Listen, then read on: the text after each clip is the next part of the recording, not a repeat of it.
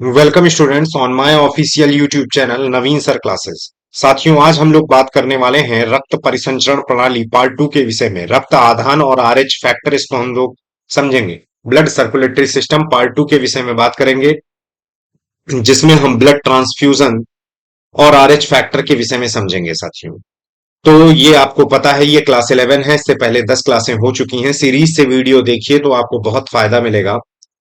और साथियों, मैं तो पढ़ा ही रहा हूं, आपका काम है रिवीजन करना। यदि हाँ, टीचर बहुत कुछ पढ़ा दे लेकिन यदि आप रिवाइज नहीं कर रहे हैं, पढ़ नहीं रहे हैं, तो इसका कोई प्रॉफिट होने वाला नहीं है आपको। साथियों, यदि अपने समय को बचाना है, मल्टीपल रिवीजन पर फोकस करना है, तो इस व्हाट्सएप नंबर पर व्हाट्सएप करके पीडीएफ मंगा सकते हैं। बाइलिंगुअल पीडीएफ रहेगी। जहां कोई दिक्कत आएगी आप कमेंट करके आप उसको पूछ सकते हैं। साथियों, चलिए साथियों, हम लोग समय को ना वेस्ट करते हुए आगे बढ़ते हैं। पिछली क्लास 10 में हम लोगों ने सीखा क्या था? हम लोगों ने ब्लड के कंपोनेंट के बारे में सीखे थे। ब्लड के कंपोनेंट के बारे में अच्छे से समझे थे कि भाई आरबीसी क्या है, डब्ल्यूबीसी क्या है, आरबीसी क्या है, डब्ल्यूबीसी क्या है, प्लेटलेट्स क्या है, ये कहां बनते हैं, कैसे होता है ये सारा, और इनकी अधिकता से, इनकी कमी से कौन से डिजीज हो जाएंगे, कौन से रोग हो जाएंगे, इन सब के बारे में हम लोग पढ़े थे। तो आरबीसी, डब्ल्यूबीसी एंड प्लेटलेट्स, ये ब्लड कंपोनेंट, ये बात क्लियर है, ये ब्लड के तत्व हैं। तो चलिए हम लोग सीखते हैं ब्लड ट्रांसफ्यूजन के बारे में। साथियों, ब्लड ट्रांसफ्यूजन को पढ़ने से पहले कुछ चीजें हमें समझनी होंगी। बेसिक आइडियाज आपको समझने होंगे। रुधिर आधान क्या होता है भाई? रुधिर आधान, रुधिर आधान क्या चीज होता है? रुधिर आधान का मतलब साथियों, ब्लड को डोनेशन की बात की गई है, यानी कि किसको आप ब्लड दे सकते हैं, किसको नहीं दे सकते हैं, इसकी बात की जा रही है। रुधिर आधान, कौन सा ब्लड ग्रुप किसको दे सकता है ब्लड, किस ब्लड ग्रुप को दे सकता है, किस ब्लड ग्रुप को नहीं दे सकता है। तो हालांकि आज जो क्लास है ये सिर्फ ब्लड ग्रुप को समझने में चली जाएगी, थोड़ा बहुत ब्लड ट्रांसफ्यूजन समझ पाएंगे। अगली क्लास में हम लोग पूरी तरीके से ब्लड ग्रुप के ट्रांसफ्यूजन और आरएच फैक्टर को, यानी कि इसमें दो क्लासें लगेंगी। तो सबसे पहले हम लोग ब्लड ग्रुप को समझेंगे। साथियों, इसमें अगर हम बात करें तो एक साइंटिस्ट का नाम आता है, आप बहुत अच्छे से जानते हैं, जिसका नाम है कार्ल लैंडस्टीनर साहब। Karl Landsteiner classified the blood group या blood in 4 groups in 1901। He published a paper about discovery of ABO blood group. इन्होंने एक पेपर पब्लिश किया जिसका नाम था एबीओ ब्लड ग्रुप।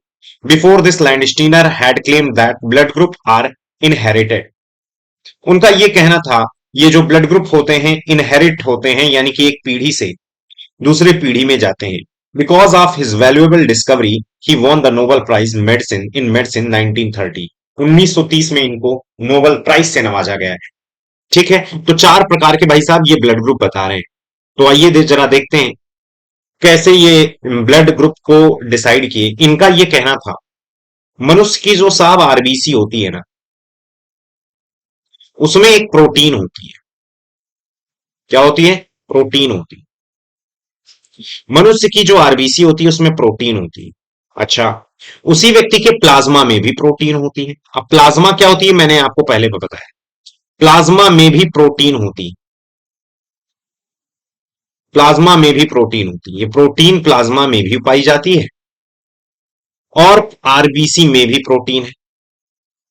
ठीक है, यहां ये कहना है आरबीसी में प्रोटीन होती है, ना कि RBC is equal to, RBC में प्रोटीन होती है। प्लाज्मा में भी साथियों प्रोटीन, यहां तक कोई संशय? अब साथियों, आरबीसी को इन्होंने एक सिंगल ओवल शेप में दिखाने का इन्होंने प्रयास किया है, जबकि प्लाज्मा को इन्होंने वाई शेप में दिखाने का प्रयास किया है। ये वाई शेप में दिखाने का प्रयास किया है। प्लाज्मा को कैसे इन्होंने दिखाया भाई? वाई शेप में दिखाया। आरबीसी को कैसे इन्होंने दिखाया? ओवल शेप में दिखाया। ये बात समझ में आया? तो साहब, आरबीसी में भी प्रोटीन होती है, प्लाज्मा में भी प्रोटीन होती है। बहुत सही। अब यहां मैं अपने फोटोज को गायब कर दे रहा हूं, अपने वीडियो को गायब कर दे रहा हूं। शायद बहुत अच्छे से समझ में ना आया, क्योंकि कई चीजें हम अपने वीडियो के पीछे लिख देंगे तो वो क्लियर नहीं हो। तो भैया आरबीसी में भी प्रोटीन होती है, प्लाज्मा में भी प्रोटीन होती है। प्लाज्मा को कैसे इन्होंने साइन से दिखाया है? वाई शेप में दिखाया है। प्लाज्मा को कैसे शेप में दिखाया है? वाई शेप में दिखाया है। और आरबीसी को कैसे शेप में दिखाया है? ओवल शेप में दिखाया है। कोई दिक्कत? अब साथियों, इन आरबीसी में जो प्रोटीन होती है उसको किस नाम से जाना जाता है? साथियों, आरबीसी में जो प्रोटीन होती है ना, उसे किस नाम से जाना जाता है? एंटीजन के नाम से जाना जाता है। एंटीजन के नाम से जाना जाता है। जबकि वही प्लाज्मा में जो प्रोटीन होती है, जो प्लाज्मा में प्रोटीन होती है, उसको एंटीबॉडी के नाम से जाना जाता है। धीरे धीरे सारी चीजें समझिए। आरबीसी में क्या होती है भाई? प्रोटीन होती है, जिसको किस नाम से इन्होंने पुकारा? एंटीजन। प्लाज्मा में भी प्रोटीन होती है, जिसको किस नाम से पुकारा? एंटीबॉडी। अब कोई भी प्रोटीन होगा, अपने इंग्लिश के जो लेटर्स हैं उनके आधार पर इन्होंने नाम दिया। इन्होंने कहा कुछ व्यक्ति ऐसे होते हैं साहब, जिनकी अगर आरबीसी है ना, तो आरबीसी में साहब कुछ कोनिकल टाइप के स्ट्रक्चर पाए जाते हैं। ये इन्होंने इस तरीके से ही दिखाया। ये साहब इसको ये नाम दे दिए, आरबीसी में ये कौन सी कोनिकल स्ट्रक्चर पाए गए, इन्हीं को प्रोटीन नाम दे दिया। बोला कि भाई साहब ये ए प्रोटीन है। कौन सी प्रोटीन है? ए प्रोटीन है। तो आरबीसी में जो प्रोटीन था उसको ये देखो, जो कोनिकल शेप में दिखाया गया है, ए प्रोटीन। उसी व्यक्ति के जब प्लाज्मा में देखा गया, उसी व्यक्ति के जब प्लाज्मा में देखा गया, तो साहब जो प्लाज्मा है, प्लाज्मा को तो ऐसे दिखाएंगे हम लोग, इस तरीके से दिखाएंगे। प्लाज्मा में साहब कुछ इस तरीके का ओवल शेप, ये ओवल शेप दिखाई। इसको इन्होंने स्मॉल बी बोल दिया। इसको इन्होंने स्मॉल बी बोल दिया। क्यों ये स्मॉल बी बोलेंगे? अभी हम समझ जाएंगे, अभी हम लोग समझ जाएंगे स्मॉल बी क्यों बोलते हैं। या आप ऐसा करिए, अभी ये कंफ्यूज ना हो, मैं इसको हटा ही दे रहा हूं, बाद में प्लाज्मा बताता हूं तो आपको बेहतर समझ में आए। पहले आरबीसी की बात कर रहे थे। आरबीसी में एक तो प्रोटीन थी, ये आरबीसी थी। अब आरबीसी ये क्या है भाई? आरबीसी है। ये क्या है भाई? आरबीसी। अब आरबीसी में अगर कोनिकल शेप है तो ए। इन्होंने दूसरा बताया कि यदि आरबीसी में ये ओवल शेप वाला स्ट्रक्चर है, तो इंग्लिश के जो बी लेटर होता है उसका डोम यूज किया जा रहा है। उसका कुछ जैसे जो बी लेटर होता है ये वाला पार्ट, तो ये देखो ये वाला जो पार्ट है इसका ये डोम यूज किए। इनको इसमें इन्होंने बोल दिया कि ये कैसा है भाई? ये कैसा है? बी प्रोटीन है। नाम दे दिया इन्होंने बी प्रोटीन। ठीक है। इन्होंने आरबीसी में तीसरे प्रकार की प्रोटीन देखी, और ये जो तीसरे प्रकार की प्रोटीन है उनको इन्होंने नाम दे दिया ए बी, क्योंकि उसमें ऐसे भी थे, उसमें ऐसे भी थे, उसमें ऐसे भी थे, उसमें ऐसे भी थे, उसमें ऐसे भी थे, उनमें ऐसे भी थे। तो ये प्रोटीन का नाम क्या दे दिया भाई? A B. और साहब कुछ प्रोटीन तो ऐसी थी, सॉरी कुछ आरबीसी तो ऐसी थी जिसमें कोई प्रोटीन ही नहीं है। कोई प्रोटीन नहीं है, सिर्फ आरबीसी है। आरबीसी में अगर कोनिकल शेप के स्ट्रक्चर दिखे तो उनको क्या नाम दे दिया कार्ल लैंडस्टीनर ने? ए। आरबीसी में यदि ओवल शेप के स्ट्रक्चर दिखे तो उसको क्या नाम दे दिया कार्ल लैंडस्टीनर ने? बी। आरबीसी में यदि दोनों दिखे तो उसका नाम दे दिया ए बी। आरबीसी में साहब कोई नहीं दिख रहा था, इसलिए उसको कोई नाम नहीं दिए। ठीक है, ये तो आरबीसी की प्रोटीन है जिसे एंटीजन के नाम से पुकारा गया। साथियों, जब उन्हीं व्यक्तियों के प्लाज्मा में देखा गया ना, तो प्लाज्मा को तो आप ऐसे डिनोट करते हो, तो देखा ये गया कि इनका जो स्ट्रक्चर है, ए वाले जिनमें ए एंटीजन पाया जाता था, ए प्रोटीन पाई जाती थी, उसी व्यक्ति के जब प्लाज्मा में देखा गया तो बी वाले के विरोधी वाली प्रोटीन पाई गई। विरोधी वाले अभी हम बता रहे हैं ऐसे। यानी कि साथियों, यदि इसको इससे मैच कर दिया जाए इस वाले से, तो ये एक दूसरे से जुड़ जाएंगे। ये इसको कैच कर लेगा, ये वाला इसको कैच कर लेगा। बात समझ रहे हो कि नहीं? मैं उससे लेजर पेन का यूज करके दिखा दूं तो ज्यादा अब ये देखिए इसमें जो खांचे बने हुए हैं, ये देखिए बी को पकड़ने वाले, ए को पकड़ने वाले खांचे नहीं है। यानी कि साहब ये बी का विरोधी है। यानी कि जिस व्यक्ति में ए एंटीजन पाया जा रहा है, उसके प्लाज्मा में बी एंटीजन के खिलाफ वाली प्रोटीन है साहब। तब कार्ल लैंडस्टीनर ने कहा कि साहब इसका नाम स्मॉल बी कर देते हैं, जिससे पता चलेगा बी का विरोधी बी का विरोधी बी का विरोधी स्मॉल बी है। जब दोनों सामने आ जाए समझ जाओ ये विरोधी हैं। बात समझ में आ रहा है? ये क्यों है, अभी आप जब ब्लड ट्रांसफ्यूजन समझेंगे तो और बेहतर समझ पाएंगे। अब सोच लो यार, अभी तुमको बता रहे हैं, एक मिनट।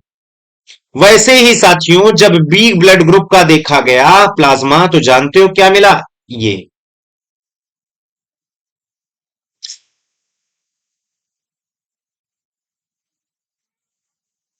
क्या मिला बताएं? ये साहब ऐसे, और इसमें ये सेप थे, ये सेप। यानी कि साहब ये तो विरोधी है किसका? इसका विरोधी है। यानी कि जब तुम इसके ब्लड मतलब इस वाई को, यानी कि इस एंटीबॉडी को यदि ए से मिला दिए ना, तो ये इसको कैच कर लेगा, इसको पकड़ लेगा। तो ये किसका विरोधी है? ए एंटीजन का, इसलिए इसको ए दिखा दिया। अब बात समझ में आई? साथियों प्लाज्मा में की प्रोटीन को एंटीबॉडी कहते हैं। यानी कि एक चीज बहुत ध्यान से समझ लेना, आरबीसी की जो प्रोटीन होती है वो प्लाज्मा की प्रोटीन की विरोधी होती है। लेकिन ये सोचो अगर एक ही व्यक्ति की आरबीसी में ए प्रोटीन है, उसी का विरोधी उसके प्लाज्मा में ए का विरोधी ये वाला भी पाया गया, तब तो ऐसे ब्लड रह ही नहीं पाएगा, ब्लड एग्लूटिनेट होने लगेगा। समझ रहे हैं कि नहीं? बात समझ पा रहे हो कि नहीं? यानी कि एक मान लो ये कोई व्यक्ति है, ये कोई व्यक्ति है जिसका नाम है मनीष। अब मनीष की आरबीसी में ये वाली प्रोटीन पाई जा रही है, और समझा रहे हैं ध्यान से समझना। मनीष के प्रोटीन में आरबीसी में ये वाली प्रोटीन पाई जा रही है, और मनीष के ही शरीर में ये वाली अगर प्रोटीन हो जाए, तब तो यार ब्लड एग्लूटिनेट कर जाएगा, क्योंकि ये इसका विरोधी है साहब, ये इसका विरोधी है। तो ऐसा अगर हो गया तब तो गड़बड़ हो जाएगा। इसलिए नेचर ने बड़ा अच्छा किया है, मनीष की आरबीसी में ये वाली अगर प्रोटीन है, तो मनीष की प्लाज्मा में कौन सी होगी? ये वाली। ये वाली इसकी विरोधी नहीं है, ये वाली इसकी विरोधी नहीं है। ये वाली किसकी विरोधी है? ये तो बी की विरोधी है। कुछ समझ में आया? बताएं, कुछ समझ में आया? अब मैं ये जो समझाने वाला तीर था ये मैं हटा दे रहा हूं।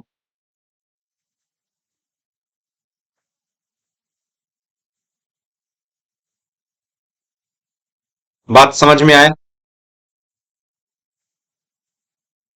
मैं अपने फोटो को ऑन कर लेता हूं अभी, ताकि समझने में आसानी हो थोड़ा और। बात समझ में आए कि हमारे शरीर का ही एंटीजन, मेरा नाम नवीन है, हमारे ही शरीर का एंटीजन हमारे ही प्लाज्मा में उपस्थित एंटीबॉडी का विरोधी नहीं होगा। हाँ, दूसरे के एंटीजन के खिलाफ एंटीबॉडी हमारे शरीर में बनेगी। जैसे ये व्यक्ति था, मैंने कहा मनीष नाम है, बहुत ध्यान से इस चीज को मैं बार बार समझा रहा हूं, ठीक है?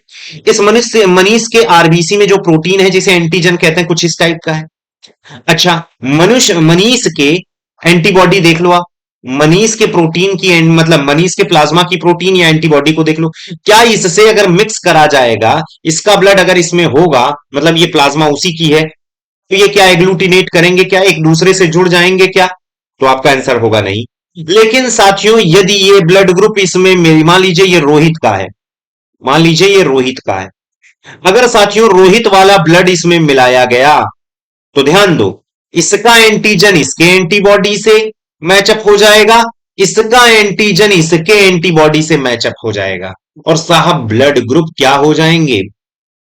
ब्लड ग्रुप ऐसे में क्या हो जाएगी? दिक्कत हो जाएगी। क्या ब्लड इनको, क्या रोहित का ब्लड मनीष को चढ़ाया जा सकता है? क्या मनीष का ब्लड रोहित को दिया जा सकता है? क्योंकि भैया मनीष का जो एंटीबॉडी है ना, वो रोहित के एंटीजन के खिलाफ है, और जो रोहित का एंटीजन है वो मनीष के एंटीबॉडी के खिलाफ है।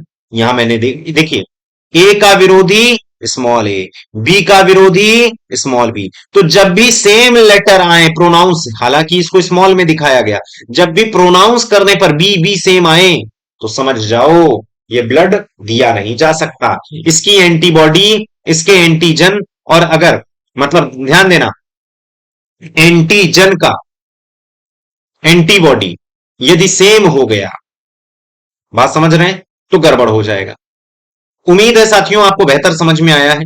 यूट्यूब पे बैठे हैं आप, कई बार इस वीडियो को पॉज करके फिर से देख सकते हैं। मतलब कहने का आशय है, हमारे ही शरीर का यार एंटीजन हमारे ही शरीर के एंटीबॉडी के खिलाफ तो नहीं होगा ना। जैसे ये मनीष थे, हम बार बार इस चीज को समझें, बच्चे समझते नहीं है। ये मनीष है, मनीष का एंटीजन मनीष के एंटीबॉडी के खिलाफ तो नहीं है ना। मनीष का एंटीजन किसके खिलाफ है? रोहित के एंटीबॉडी के खिलाफ। यदि रोहित का ब्लड मनीष में मिला दिया गया तब तो दिक्कत क्रिएट हो जाएगी। उसका एंटीबॉडी उसके एंटीजन से, उसका एंटीजन उसके एंटीबॉडी से मैच हो जाए, तब तो दिक्कत आ जाएगी। बात समझ में आया? ठीक है। अब इसका क्या एंटीबॉडी है भाई? इसके पास एंटीबॉडी है ही नहीं साहब, इसके पास एंटीबॉडी है ही नहीं। ये देख, इसमें कोई एंटीबॉडी ही नहीं। अच्छा, इसमें कौन सी एंटीबॉडी है? इसमें साहब कोई एंटीजन नहीं था, इसलिए दोनों एंटीबॉडी है।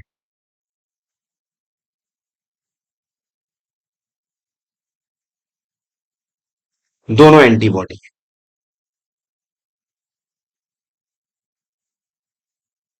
ये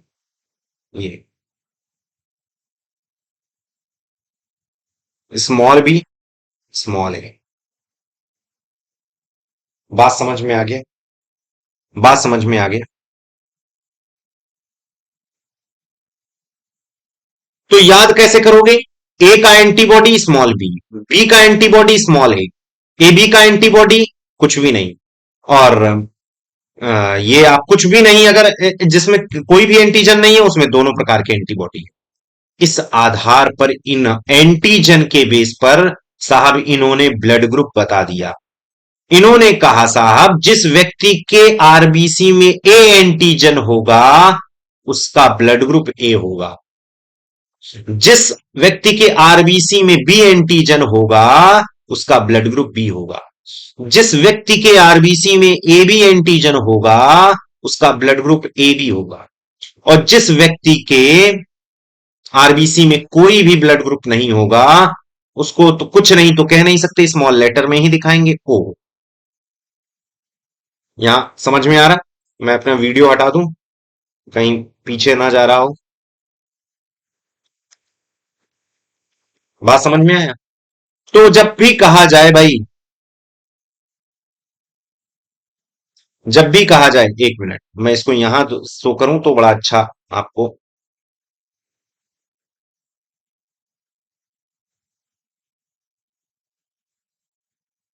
हम्म। क्या ब्लड ग्रुप है भाई? ए। क्या ब्लड ग्रुप है भाई? बी। क्या ब्लड ग्रुप है भाई? A B. इसका कौन सा ब्लड ग्रुप है? ओ।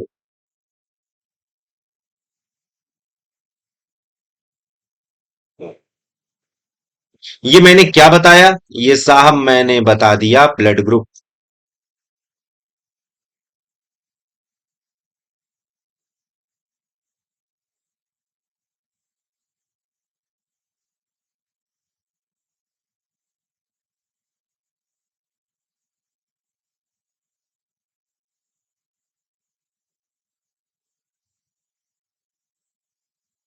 Blood group.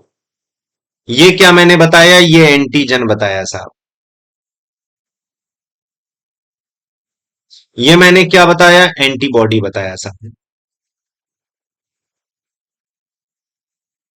कुछ समझ में आया?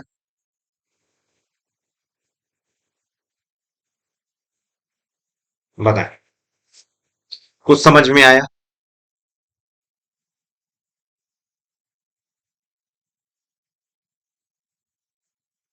हम्म आरबीसी को कैसे शो किया? ओवल शेप में। प्लाज्मा को कैसे शो किया? वाई शेप में। अगर आरबीसी में कोनिकल वाला है तो उसको हम कहते हैं ए एंटीजन। अगर डोम शेप में है तो बी एंटीजन। दोनों हैं तो ए बी। कुछ भी नहीं है तो उसमें हम कुछ भी शो नहीं कहेंगे, वो तो आरबीसी खाली है। दूसरी चीज, वाई शेप में से शो किया। यदि इसमें इस तरीके से बी बी एंटीजन को कैच करने की, यदि बी वाले को फंसाने की क्षमता है तो इसको स्मॉल वी नाम दिए। अगर ए वाले को फंसाने का स्वरूप इनका स्ट्रक्चर है तो इनका नाम ए रख दिया गया। ए बी वाले में कोई भी ब्लड ग्रुप नहीं पाया गया, और जिसमें कोई भी एंटीजन नहीं था उसमें दोनों प्रकार के ब्लड ग्रुप पाए गए। तो साहब इस प्रकार के 4 ब्लड ग्रुप की खोज किसने की थी? इसी को कहते हैं A B O blood group. साहब इसी को कहते हैं A B O blood group. जैसे पूछा जाए कि बताइए, यदि किसी व्यक्ति के आरबीसी में, पूछा जाए यदि किसी व्यक्ति के आरबीसी में ये सॉरी यदि किसी व्यक्ति का ब्लड ग्रुप ए है तो उसका एंटीजन क्या होगा? यार ए होगा। उसका एंटीबॉडी क्या होगा? बी होगा। क्वेश्चन घुमा के पूछा जाए, यदि किसी व्यक्ति का ब्लड ग्रुप ए है तो उसके आरबीसी की प्रोटीन क्या होगी? तब भी तो ए होगी यार, आरबीसी की प्रोटीन ही तो एंटीजन होती थी। उसके प्लाज्मा की प्रोटीन क्या होगी? तो स्मॉल बी होगी। कोई दिक्कत? यहां मैंने स्ट्रक्चर से शो कर दिया। ये बात समझ में आया? स्ट्रक्चर से शो कर दिया। मैं कहूं कि यदि किसी व्यक्ति का एंटीजन बी है और दूसरे व्यक्ति का एंटीबॉडी स्मॉल बी है, दोनों प्रोनाउंस करने पे सेम आ रहे हैं, यानी कि विरोधी होंगे। कार्ल लैंडस्टीनर ने एक बहुत बड़ी बात कही साहब। कार्ल लैंडस्टीनर ने कहा, देने वाले का जो ब्लड ग्रुप होता है, दाता जिसे हम कहते हैं, देने वाला डोनर कहलाता है साहब। लेने वाला एक्सेप्टर कहलाता है, ग्राही। तो जो डोनर है साहब, देने वाला है। एक मिनट, मैं वीडियो को ऑन कर लेता हूं।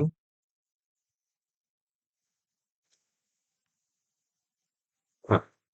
देने वाला डोनर है, एक्सेप्टर ग्राही है। अब यहां पर ध्यान से समझना। कार्ल एंड स्टीनर का कहना है, देने वाले का कोई ना कोई ब्लड ग्रुप होगा, कोई एंटीजन होगा, बिल्कुल होगा, कोई साहब एंटीबॉडी होगा। होगा कि नहीं होगा? ऐसे साहब लेने वाले का कोई ब्लड ग्रुप होगा, कोई एंटीजन होगा, कोई एंटीबॉडी होगा। कार्ल एंड स्टीनर साहब ने कहा, देने वाले का साहब एंटीजन, लेने वाले का एंटीबॉडी एक दूसरे का विरोधी नहीं होना चाहिए। क्या कहा? दाता का एंटीजन, लेने वाले के एक्सेप्टर जिसे हम कहते हैं, का एंटीबॉडी एक दूसरे के विरोधी नहीं होने चाहिए, एंटागोनिस्टिक नहीं होने चाहिए।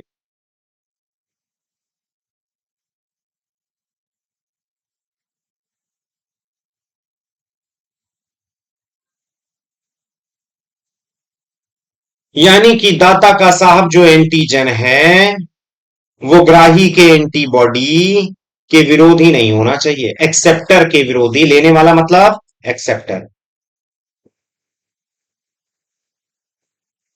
दाता का मतलब डोनर। दाता का एंटीजन लेने वाले एक्सेप्टर के एंटीबॉडी के विरोधी नहीं होना चाहिए, एक दूसरे का विरोधी नहीं होना चाहिए, अपोज करने वाला नहीं होना चाहिए। तो सर कैसे पता चलेगा अपोज कर रहा है? प्रोनाउंस करने पर सेम नहीं होना चाहिए। ये बात समझ रहे हैं साहब? उच्चारण करने पर सेम हो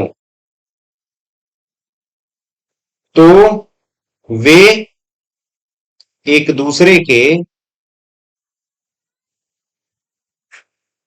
विरोधी होंगे। ये पहचान है, ये पहचान है।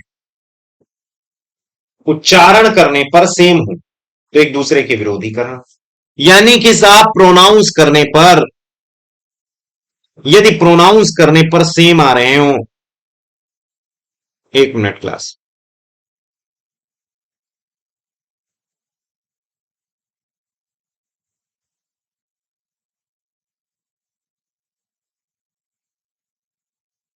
हाँ, उच्चारण यानी कि प्रोनाउंस करने पर, प्रोनाउंस करने पर, उच्चारण करने पर सेम हो तो वे एक दूसरे के क्या हैं? एंटी हैं, विरोधी हैं। ये पहचान है, ये इंडिकेशन है, ये इंडिकेशन है साहब। कैसे पहचानोगे? ये पहचान है, ऐसे ही पहचानोगे। जैसे सर एग्जाम्पल बता दीजिए। चलो मैं एग्जाम्पल बता रहा हूं। यार देखो, मान लो डोनर,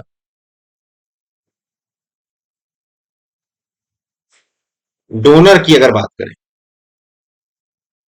तो मान लो अगर ब्लड ग्रुप इसका ए है, एक्सेप्टर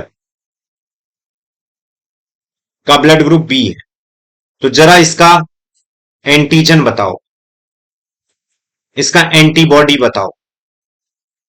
एंटीजन क्या हुआ? ए। एंटीबॉडी क्या हुआ? Small B. ठीक है, इसका एंटीजन, इसका एंटीबॉडी बताओ। एंटीजन कैपिटल बी, इसका एंटीबॉडी स्मॉल ए। अब देखो मैंने क्या कहा था, यहां ध्यान दो कि, यहां पर ध्यान दीजिए, दाता का एंटीजन और एक्सेप्टर का एंटीबॉडी एक दूसरे का विरोधी नहीं होना चाहिए। तो सर विरोधी कैसे? प्रोनाउंस करने पर सेम हो तो वे एक दूसरे के विरोधी होंगे। अब आइए इस पे, ये देखिए, इसको, इसका एंटीजन ए है, इसका एंटीबॉडी ए है। प्रोनाउंस करने पर सेम आ रहे हैं कि नहीं? प्रोनाउंस करने पर सेम आ रहे हैं कि नहीं? उच्चारण करने पर सेम आ रहे हैं कि नहीं? ऐसे में क्या ए बी को ब्लड दे सकता है? नहीं। ए बी को ब्लड दे सकता है? नहीं, कतई नहीं दे सकता। बात समझ में आए? अब हम लोग एक चार्ट देख लेते भाई। चार्ट साहब ये, एक तरफ लिख लें डोनर, एक तरफ लिख लें acceptor.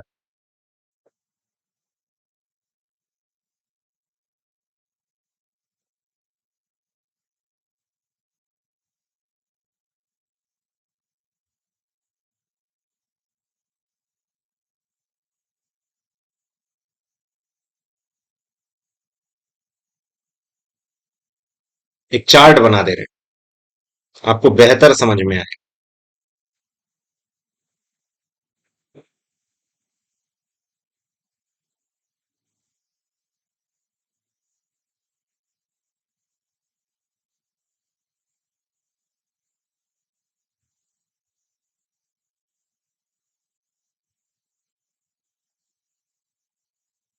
Blood group A, blood group B, blood group A B, blood group O. ठीक है, अब यहां पर देखा जाए,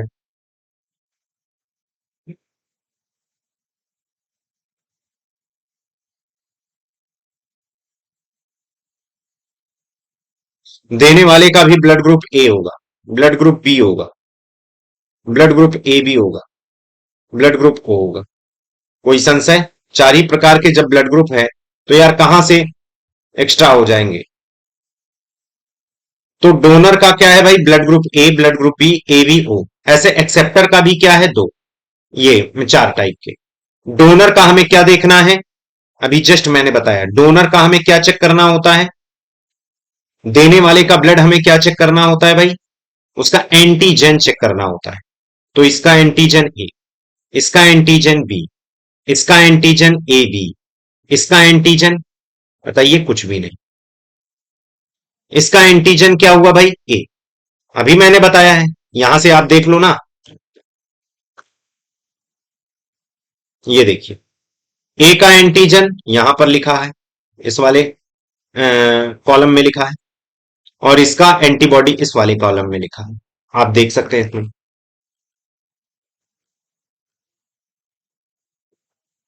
एक्सेप्टर का हमें क्या देखना है, एंटीबॉडी, तो इसमें स्मॉल बी, इसमें स्मॉल ए बी का क्या होगा एंटीबॉडी,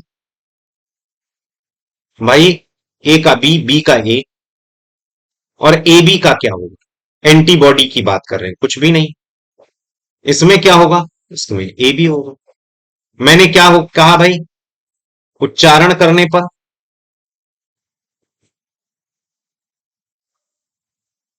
सेम हो तो वे विरोधी हैं। विरोधी का मतलब समझते हो, एंटी हैं, तो वे एंटी हैं। ऐसे में क्या ब्लड दिया जा सकता है, नहीं। यानी कि उच्चारण करने पर सेम हो तो ब्लड नहीं दिया जा सकता। अगर उच्चारण करने पर डिफरेंट हो तो दिया जा सकता है। तो आइए एंटी उच्चारण करिए। डोनर का उच्चारण मतलब प्रोनाउंसिएशन, प्रोनाउंसिएशन। तो उच्चारण डोनर का एंटीजन, एक्सेप्टर के एंटीबॉडी, ए है इसका बी है, डिफरेंट है, तो मैंने क्या लिखा है भाई, डिफरेंट के लिए दिया जा सकता है, दे दो ब्लड। कोई दिक्कत, बताएं।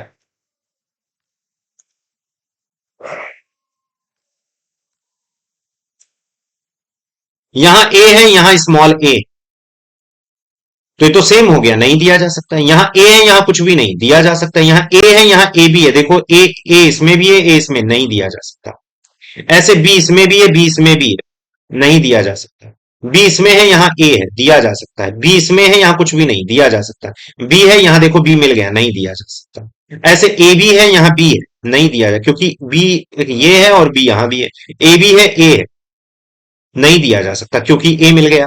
ए भी है, यहां कुछ भी नहीं दिया जा सकता है। यहां ए भी है, ए भी है, नहीं दिया जा सकता। ऐसे यहां कुछ भी नहीं है, बी है, दिया जा सकता है। कुछ भी नहीं है, ए है, दिया जा सकता है। कुछ भी नहीं है, कुछ भी नहीं है, दिया जा सकता है। यहां भी कुछ भी नहीं है, वहां ए भी है, दिया जा सकता है। तो साहब अगर प्रोनाउंस करने पर डिफरेंट आ रहे हैं तो दिया जा सकता है। प्रोनाउंस करने पर सेम आ रहे हैं तो नहीं दिया जा सकता, क्योंकि सेम आने पर ही तो वे एक दूसरे के एंटी होते हैं। बात समझ में आया, ये चार्ट क्लियर हुआ। ऐसे में साहब ओ जो ब्लड ग्रुप है वो सर्वदाता हो जाता है। ये देखिए सबको दे रहा है ओ ब्लड, अभी आरएच फैक्टर की बात नहीं हो रही है। ओ ब्लड ग्रुप सर्वदाता है, यूनिवर्सल डोनर है साहब, यूनिवर्सल डोनर है।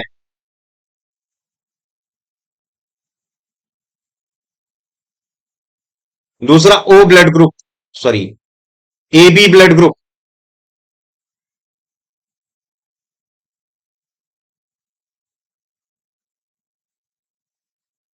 यूनिवर्सल एक्सेप्टर है।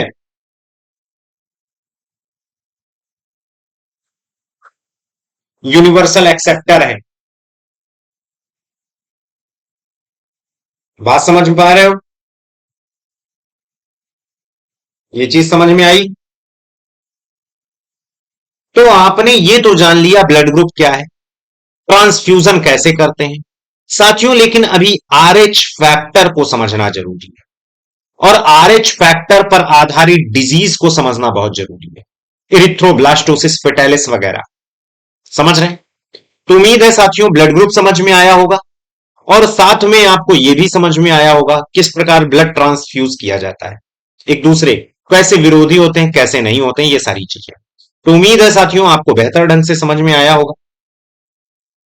तो आज की क्लास यहीं पर हम रोकते हैं, फिर अगली क्लास में हम पार्ट 3 पढ़ेंगे, जिसमें हम हार्ट वगैरह के बारे में समझेंगे और आरएच फैक्टर के बारे में अच्छे से समझेंगे। तो चलिए साथियों आगे बढ़ते हैं, हम क्लास को एंड करते हैं। तो थैंक यू क्लास।